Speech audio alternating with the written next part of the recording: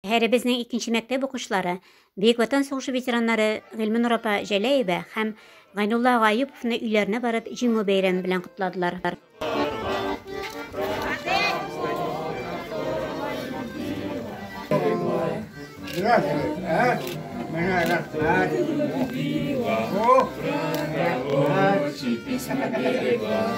Днем Победы! Ура! Ура! Ура! Приходила, песню заводила, праздник новости заварла. Булмасын. Мәктәп исеменнән сезне зур җиңү көне белән, зур җиңү бәйрәме белән сезне котлыйбыз. Сезгә сәламәтлек телибез. Исән сау, безгә торырга ятсын.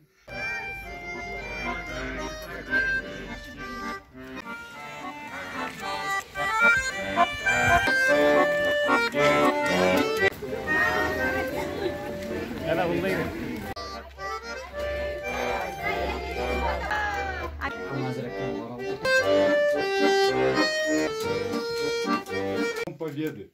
Желаем вам счастья, здоровья, долгих лет жизни и искренне благодарим вас за мирное небо над нашей головой.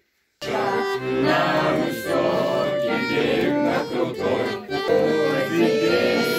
песенка девичья, вывези дай привет, и бойцу на дальнем пограничье, от Катюши передай привет.